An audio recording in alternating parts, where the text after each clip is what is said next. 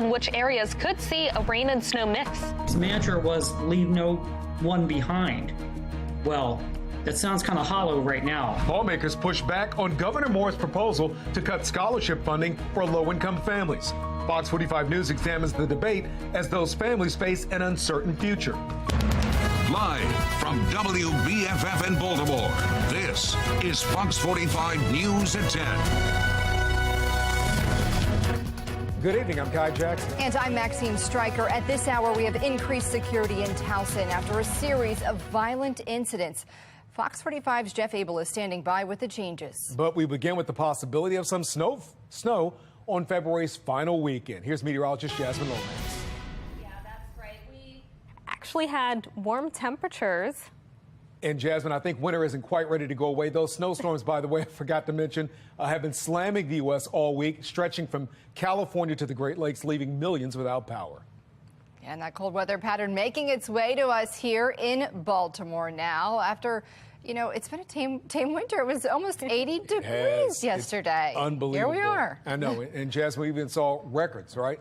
Yeah, that's right. We actually broke a record for the date, hitting a high of 79. But as you mentioned, that cold air is starting to spread to the east, and now we are starting to see quickly falling temperatures. This is all in preparation for our next weather maker. We've got a few showers to our south, and those will continue to push toward the north as we head into the day tomorrow. As a front approaches our area, we will have the chance for rain mixing in with snow. It's something that could impact your commute. Temperatures otherwise will be in the upper 30s as we have winter-like temperatures to go with the winter weather. Then on Sunday, we're back to the mid-50s with nice and dry weather, a great end to the weekend. On Monday, though, a brief drop to the 40s and rain will be on the way. Coming up, I'll break down the timing of tomorrow's potential winter weather in my Weather Authority forecast. Back to you. Increased security tonight in Towson after a 17-year-old is gunned down at the end of President's Day weekend. We have seen several violent incidents so far this year, prompting calls for more security cameras and a stronger police presence.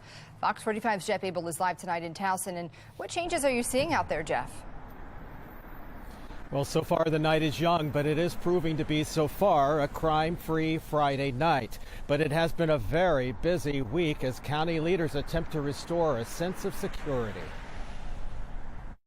You just never know where the bullets are going to fly. At the bus stop in Towson today, a lifelong resident of Baltimore City was explaining her recent move to Baltimore County. I don't believe Baltimore County residents have that no snitching mentality. But what she didn't anticipate was a string of violent attacks, which has left many residents here on edge. The most recent happened Monday night, a block from the Towson Circle. A city high school student was gunned down there in the middle of the road. Police call it a targeted attack, yet there's still no arrests. People are crazy. It's the guns that make people kill people. County leaders have spent all week attempting to calm concerns. At a crime walk on Wednesday, the county executive vowed to add security lights, surveillance cameras, and additional officers to the heart of Towson. We have had some unfortunate, tragic incidents that have happened, but we want to prove that that's the anomaly. And we're going to step up. Some business owners in the area say there's already a better sense of security. You know, I was grateful and felt safe how many police officers were stationed, you know, in the back parking lots, you know, in dark spots. They were there just on alert, and they have been. I'm not that particularly concerned. It's just mildly worrisome. But for some of this area's newest residents, the recent crime wave has sounded the alarm. The violence does not stop at the city line. I don't want to say you can't feel safe anywhere, but I do want to say that we all should be more aware of what's going on. And those in the business community say just in the past month here in Towson, they have added 50 new surveillance cameras to 50 buildings here in the heart of Towson. We're live in Towson. Jeff Abel, Fox 45 News. All right, Jeff, thank you. And as Jeff just mentioned, Towson has seen a number of violent incidents lately within just a few blocks of each other. Really, it started in late December when police say 7 juveniles were arrested in connection with a chaotic crowd at the Towson Town Circle. Then on February 2nd, police say 3 people were sexually assaulted at gunpoint in an alley not far from the Circle. And just over a week ago, police say a man was shot at the intersection of West Towson Town Boulevard and Washington Avenue. Sentencing took place today in a shocking murder case in which a Naval Academy midshipman's mother was gunned down while helping her son settle into Annapolis. An emotional day in court as Angelo Herod was given 3 life sentences after he shot and killed Michelle Cummings in June of 2021. It was a crime that shook Annapolis to its core. In June of 2021, Michelle Cummings was visiting Annapolis from Texas, in town for her son's Naval Academy induction ceremony when she was killed by a stray bullet. Police say he had opened fire on 2 people in an SUV on Pleasant Street when one of the bullets traveled to the nearby Graduate Hotel, striking Cummings, who was sitting on the front patio. In December, Angelo Herod was found guilty of first-degree murder and conspiracy, his trial lasting about 2 weeks. I wouldn't wish this on my worst enemy. Today, Herod was given 3 consecutive life sentences, the maximum punishment in the case. Cummings' husband Leonard was on that balcony when the shots were fired. My children lost a mother, her mother lost a daughter, her brother lost a sister. Many lost a loyal, dear friend, and I lost my best friend and my wife. Leonard hoping this brings his family one step closer to closure they so desperately need. The action impact multiple families. The punishment will never fit what you have taken from us. It will never fit the crime or bring Michelle back. His daughter says now they just take it one day at a time. We did get justice, but like I said before, it's not going to bring my mom back. I mean, it's not going to bring nothing back. I mean, I'm going to have to deal with this for the rest of my life. Well, Angelo Herod is a repeat offender and was supposed to be on home detention at the time of Michelle Cummings' murder. Despite this case and others Fox 45 News has covered, the Maryland General Assembly did not pass legislation backed by then-Governor Larry Hogan last year that would have enacted tougher sentences for repeat offenders. In the days before Governor Wes Moore's inauguration, Fox 45 News asked if he would back similar bills. It is something we are going to look at, because we've got to prioritize not just getting these firearms and illegal guns off of our streets. It's also about going after the people who continue to bring them into communities. When it comes to tougher sentences, State's Attorney Ivan Bates is calling on state leaders to pass a bill raising misdemeanor illegal gun possession maximums to 5 years, no matter the offender's age. And that's because a convicted person only has to serve 25% of a jail sentence in most cases. Currently, that could mean less than a year. Some Democrats say they would support it. Now, 2 House bills backed exclusively by Republicans will be discussed in the Judiciary Committee next week. One would raise the maximum sentence for a second-degree attempted murder conviction from 30 to 40 years. Another would ban plea deals for those convicted of violent crimes. Well, your voices are being heard by lawmakers. Scan the QR code if you want to leave a message with your state senator or delegate. That will take you to our website, where we have listed their email and phone numbers. Well, Governor Wes Moore in Baltimore this afternoon, meeting with assistant state's attorneys at Ivan Bates' office. The office shared these photos right here on Facebook, saying the governor is hoping to foster a stronger relationship with the office and how they can be successful collaborators. The fact that we're willing to go ahead and draw a line between what goes to K-12 and what goes to higher ed. More people are expressing support for the Boost program as Governor Wes Moore looks to phase it out. Fox 45's Mackenzie Frost continues to dig into the debate, and now a Democrat in Annapolis appears to be on board with funding the scholarship program, too. The school choice debate is happening in Maryland. And it has had an amazing impact on so many families and so many communities across the state. Rabbi Ariel Sadwin says he's seen firsthand how the Boost program has helped lift students out of a potentially bad situation and get into a better classroom. This is all about the kids. It's all about low-income kids, low-income communities, and it's having a massive impact, and we don't want that impact to stop. More than 3,000 students this school year get scholarships through the Boost program. It allows low-income families the opportunity to take their student out of a failing school and put them somewhere else. We're building a world-class. Governor Wes Moore looking to cut $2 million from the $10 million program, saying he doesn't want to see public dollars go to private schools. As we're thinking about what needs to happen with public dollars, that public dollars should not be going to private schools. And we've been very quick to point out how the state of Maryland and nearly every state has massive investments in other, private entities using public dollars. The public-private partnerships are in place all over Maryland, on display in Baltimore, specifically at Camden Yards. You also have that when it comes to, health. The public dollars for public education doesn't really resonate because we know that there are so many other things that show that to be somewhat to the contrary. This may be Governor Moore's first, public office, but he's already proving that he's just a typical politician. Christopher Summers, executive director of the Maryland Public Policy Institute, says funding boost should be a priority for the governor, especially if he's interested in helping the underserved populations across the state. His mantra was leave no one behind. Well, that sounds kind of hollow right now, because by cutting this funding, he's leaving a lot of deserving minority scholarship recipients that so desperate need a better education product. While the effort to refund Boost started this week with Republicans, despite the fact that we're committed to it, Senate President Bill Ferguson appears to be open to the idea as well.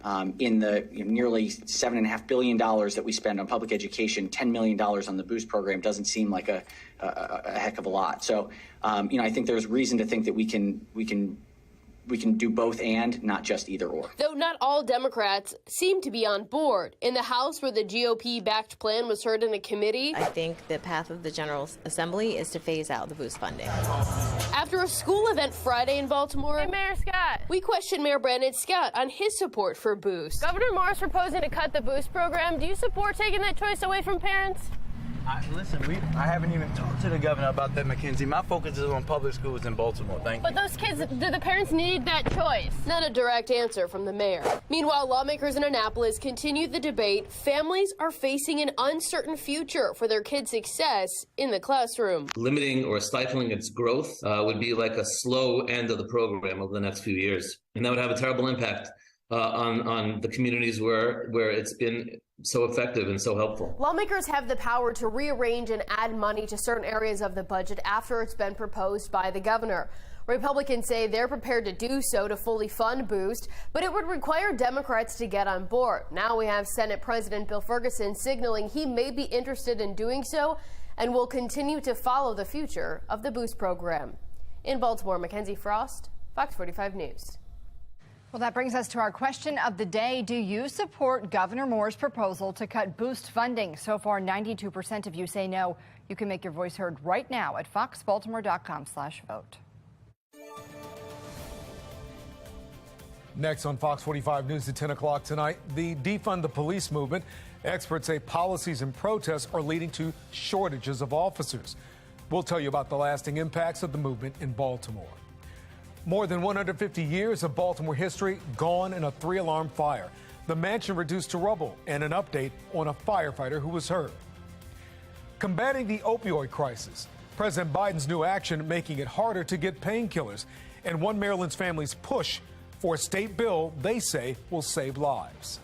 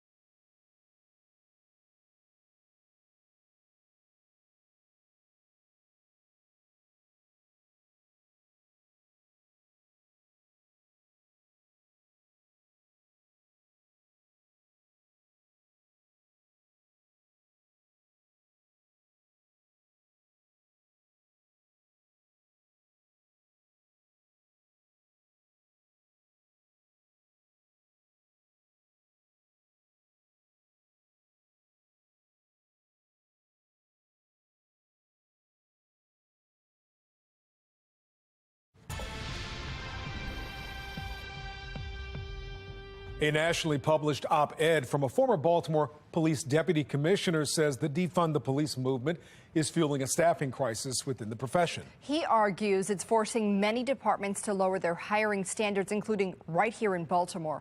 Fox 45's Alexa Ashwell explains. Set me free, this noose inside now, I can't breathe. It was this movement back in 2020 that former Baltimore Police Deputy Commissioner Jason Johnson says created a national staffing crisis within the law enforcement profession. This is a real problem that the number of police officers that we have is important, and we need to have more.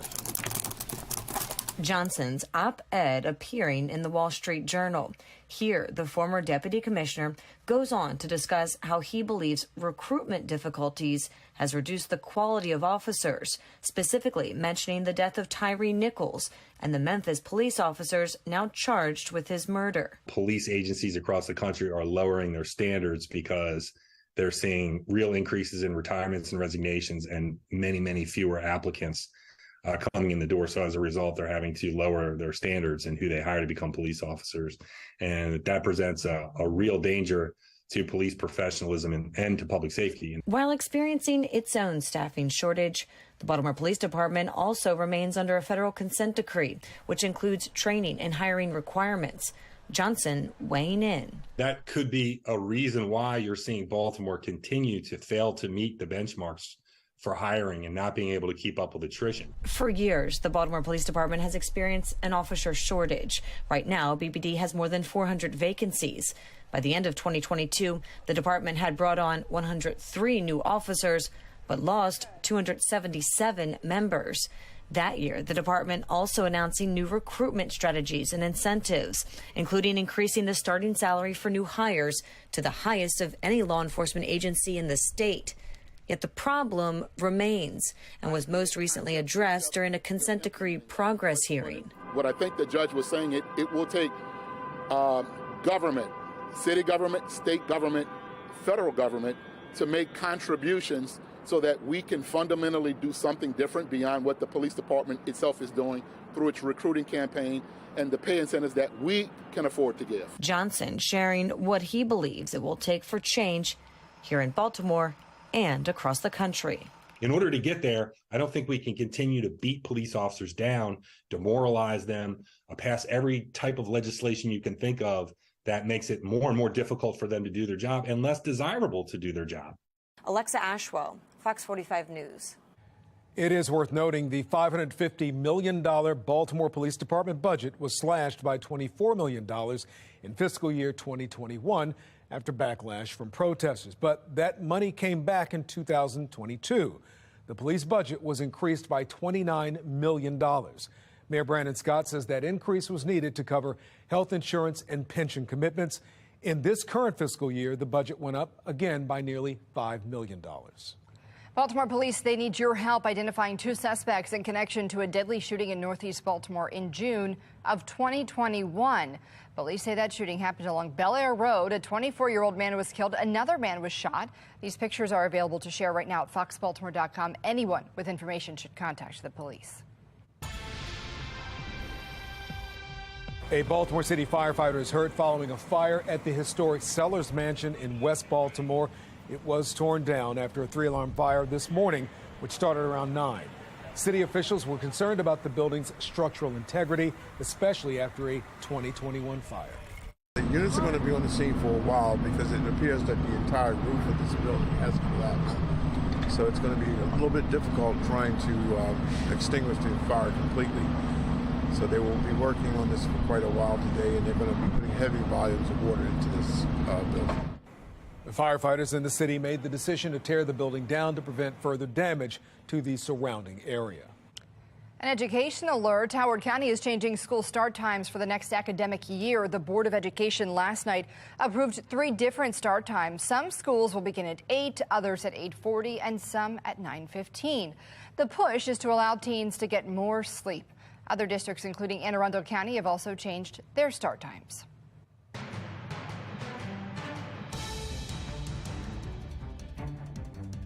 It's a somber marking as today is 1 year since the Russian invasion of Ukraine. President Volodymyr Zelensky addressed his nation, but didn't give a timeline for the end of the war. Peace vigils across the world continue from Ukraine to England to right here in the United States. Secretary of State Antony Blinken announced a new round of sanctions against Russia, saying the United States and its allies stand with Ukraine for as long as it takes. No country has endured greater hardship from Russia's war than Ukraine. But almost every country has felt the pain. And yet, nations around the world continue to stand with Ukraine. Because we all recognize that if we abandon Ukraine, we abandon the UN Charter itself. China is also threatening to send arms to Russia, and now the U.S. is expanding its troop presence in Taiwan as a precaution. Coming up, the fight to reverse overdose trends in Maryland, how a new law could help expose a secret killer among common drugs. Baltimore City student athletes playing on the winning team, how a partnership with Under Armour is fostering new leaders. After record-breaking temperatures yesterday, we are back to winter weather tomorrow. We start with cold temperatures and dry weather, but then we have the chance for rain and possibly a mix of snow that could impact your Saturday plans. Coming up, I'll have a look at the timing and when we finally dry out in my Weather Authority forecast.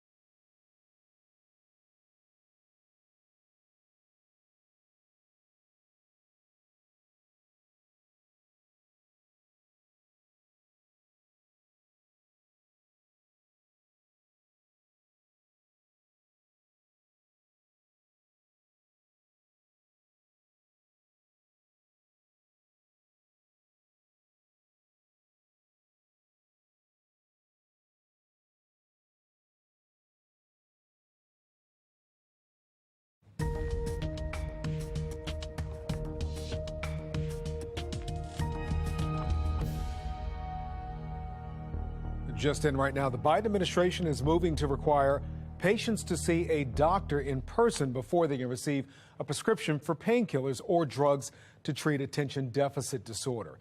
Officials are trying to make opioid access more difficult amid a debilitating opioid crisis. The drugs in question include Vicodin, Adderall, and Ritalin. Overdoses claim the lives of more than 2,000 Marylanders every year, and a bipartisan bill is aiming to tackle this ongoing problem. Now, the bill would require hospitals conducting drug tests on patients with a suspected drug overdose to automatically test for fentanyl. Fox 45's Olivia Dan spoke to a family who knows the pain of losing someone to addiction and has more on the changes. Josh Symes was only 31 years old. Friends and family say he lit up every room he entered. When I think of Josh, I just think of light. He was a bright soul. He had a passion for singing and dancing. He was intelligent and, he loved to sing, and he would jump up in the middle of a room and start singing and dancing. But in college, he began experimenting with drugs. His sensitivity had a hard side, too. For years, Josh went to different addiction treatment programs, getting sober and then relapsing again. And in October of last year, he passed away from a drug overdose. Was a wonderful son. I'm very lucky to have spent 31 years with him. Fentanyl is just an incredibly potent drug, and all you need is too much one time. After his overdose, his family and girlfriend Melanie Yates learned that most hospitals don't test for fentanyl in patients suspected of an overdose. If we're not testing for fentanyl, we're missing that data. So Yates began researching, and with the support of Delegate Joe Vogel, has now created a bill that would require hospitals to include fentanyl on a urine drug screening. A new report by the University of Maryland's Center for Substance Abuse Research finds that most emergency departments are screening only 5% of overdose patients for fentanyl. And when fentanyl tests were conducted, positivity rates exceed 40%. Yates and Josh's parents testified in front of lawmakers this week with the hopes it will become law. The entire reason I even want to do this bill and want this bill to pass is so that someone else can be saved. This bill couldn't have saved Josh, but it really does have the potential to save so many other people. His parents and Yates say testing for fentanyl would lead to more accurate data on how many overdoses are actually caused by fentanyl. It informs the public health numbers, and when they start to see these outbreaks in different places, they can say we need Narcan in there.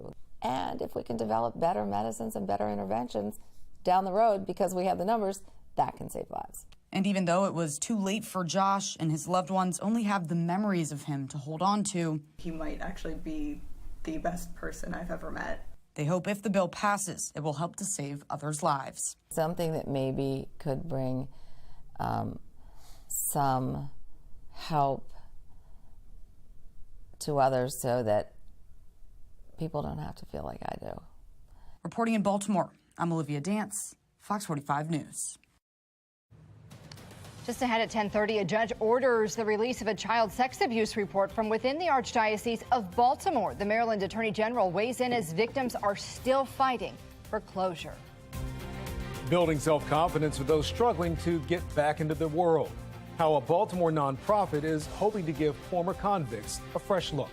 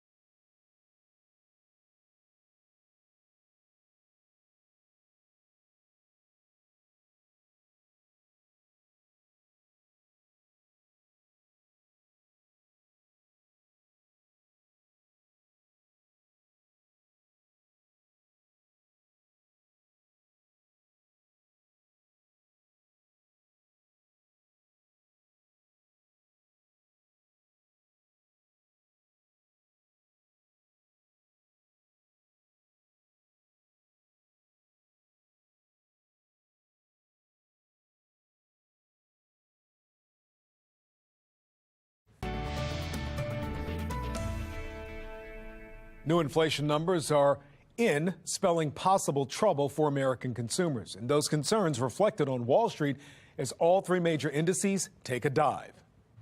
Today's report is the latest indication the Fed may need to inflict more economic pain to get prices under control. National correspondent Atra Al-Nashar reports. The inflation gauge the Federal Reserve focuses the most on just took a turn in the wrong direction. January's personal consumption expenditures, or PCE, price index increased 5.4% from the same month a year ago.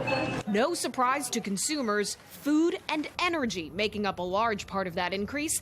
Taking away those volatile categories, the core index was still up 4.7%. The Federal Reserve's goal? Get inflation down to 2%. Fed officials acknowledge the path to getting there isn't entirely clear. If we can't get this problem under control soon, we risk a replay of the 1970s. We're going to set policy to do what we have to do to get back to price stability. Even before Friday's PCE news, Cleveland Fed President Loretta Mester said she saw a good case for the Fed imposing a half-point interest rate hike instead of the quarter point they rolled out at the beginning of the month. These interest rates have a direct impact on how much you pay for credit card debt or a new mortgage. But Fed Chair Jerome Powell has said at this point in their tightening cycle, the biggest question isn't necessarily how big each individual rate hike will be, but how long they wait to bring interest rates back down. The Fed's been accused of waiting too long before they started raising rates almost a year ago, making inflation harder to tame now. JP Morgan Chase CEO Jamie Dimon. Look, I have all respect for Jay Powell, but the fact is we lost a little bit of control of inflation. As for how everyday Americans feel, the University of Michigan's final reading on consumer sentiment for February finds expectations for inflation to stay elevated over the next year. And consumers hanging on to generally negative feelings about the state of the economy. In Washington, I'm Atra Al-Nashar reporting. The federal prosecutors and the public defender for former City State's Attorney Marilyn Mosby submitted a trial date request. The defense and prosecution proposed a timeline that has the trial beginning October 31st. Mosby faces 4 federal charges related to vacation home purchases in Florida. It includes perjury and making false statements on a loan application. We'll let you know when the trial date is determined. And new tonight, a judge is ordering the release of a redacted version of a grand jury investigation into child sex abuse within the Archdiocese of Baltimore. The report names 600 victims dating back to the 1940s and more than 150 priests. Survivors have been pushing to have the report released for months, and Attorney General Anthony Brown says he'll work quickly to turn the report over to the courts. An anonymous group of people named in the report has been fighting its release. Their legal efforts were funded by the Archdiocese. Police are looking for a man who opened fire in a furniture store in York County near Harrisburg, Pennsylvania. It happened around 11 a.m. Friday morning. The alleged shooter fired around 20 shots into the store before fleeing. There were people inside the shop, but fortunately no one was hurt. Police are still searching for the suspect. Taking a look right now at the Fox box on the top left, Boeing will end production of the Top Gun plane in 2025. That's the F/A-18 Super Hornet, a Navy plane featured in this summer's Tom Cruise blockbuster, or last summer's Tom Cruise blockbuster, and plans to focus on other aircraft. Production could be extended if India finalizes a new order. Top right, former Vice President Mike Pence marking the anniversary of Russia's invasion of Ukraine with a speech in Texas. He was critical of the Biden administration, saying it was slow to deliver critical weapons and lethal aid. Pence is said to be exploring a run for the White House himself. On the bottom left, the First Lady says President Joe Biden is ready to run for re-election in an Associated Press interview. The campaign is not formally launched yet. At 80, President Biden is the oldest to hold the office. Bottom right, Tennessee is the latest state to pass bans on gender-affirming care for children joining Mississippi. Texas is looking to ban government health care from covering gender care for all ages. According to the U.S. Department of Health and Human Services, early gender-affirming care is crucial to overall health for transgender youth. Well, for those in need of a fresh start, a sharp-dressed man in Baltimore City is offering new suits, but they're more than just a change of clothes. That's right. In tonight's Maryland Moment, Fox 45's Rebecca Pryor and photojournalist Nathan Aaron show how the nonprofit is changing lives. How does it feel to be in a suit, though? Wonderful. I mean, it's been a while. They say it's the suit that makes the man. It makes it real. But for Johnny Reynolds... How long has it been since you wore a tie? 1986. I went to court. Anything that's not a uniform feels foreign. Everything is different after going on a long vacation, as I did. Less than a week out. Everything. After 37 years behind bars. That other one's a window pane. Reynolds knows it's too late to tailor his past. Right now, 2 buttons is timeless. Instead, he's being fitted for his future. Having the guys come through Sharp Dressed Man and get the suit is that first step to helping them sort of break the glass ceiling and get out of their own head and their own image of the way they think people are perceiving them. Because first impressions are key, especially when your record can precede your resume. The end goal is that we're helping somebody go to a job interview. And go to it with confidence. From head. A lot of people without haircuts, they don't feel good. But something get somebody's a haircut, it brightens their day. And it makes you feel good. You like it? Good to go? Thank you, Brian. You're welcome. To toe. Walk right into it, okay? A decade and 14,000 suits later, the nonprofit, founded by a high-end tailor with just a handful of designer donations, transformed into a one-stop shop for those looking to kickstart a fresh start. Completely free of charge. Good things out here for you, man. And often, the helping hands coming from someone who truly knows what it's like to walk in their shoes. It's a hard thing to describe. It's just, you survive the trenches. Longtime volunteer and board member John Huffington, serving 32 years behind bars in the exact same prison as Reynolds. It shows me that the support that we do have once we get here, the togetherness that we shared on vacation, right? To have that here, you just can't put it in words. I run into a lot of my friends that are coming home here. It's quite an adjustment. When you can see a familiar face, it's reassuring. And when you can see somebody that you deem successful, then it's also reassuring and encouraging to follow that same path. Man, get these guys from, man. The pairing of a new suit and an old friend, a perfect match for sowing a second chance, one that's already altered how Reynolds looks and feels. I can't put it into words, for real. The joy, what I'm feeling inside, can't really be expressed. That's how good I feel. And ultimately, just relax. I got you. Repairing the fabric of our community. 2 outfits. One sharp-dressed man Job coming. at a time. Good. Good to see you, bro. In Baltimore City. We'll see you soon. Absolutely. Thank you, John. All right, bro. All right, man. Welcome home. Yes, indeed. Rebecca Pryor. Enjoying every minute of it. Fox 45 News. Well, Baltimore City and Under Armour are teaming up for Project Rampart. The program is working to upgrade fields, facilities, and outfit student athletes and coaches with new apparel.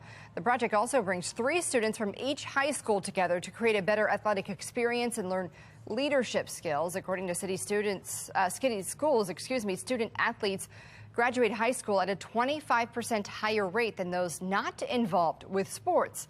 2 student athletes shared how learning to be better on the field is also helping them in the classroom. I've been exposed to new people and also new ideas, but I have been especially grateful for the encouragement that we received through the program. We learn how to deal with ups and downs, and I think we are better prepared for success and adversity, and I'm so grateful for my opportunity. Hank says he eventually wants to expand Project Rampart into middle and elementary schools across the city. We are getting ready for the next weather maker, and it could have impacts on your Saturday plans, bringing the chance for rain and possibly some snow as it moves toward the north. Coming up, I'll break down the timing of what we could see and when we finally dry out in my Weather Authority forecast.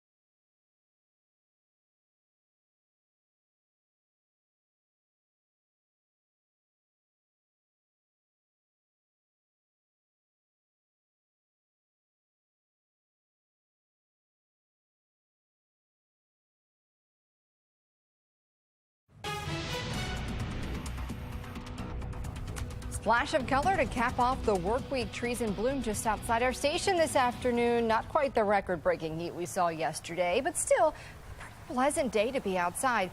Make sure to send us your favorite weather photos through chime-in at foxbaltimore.com.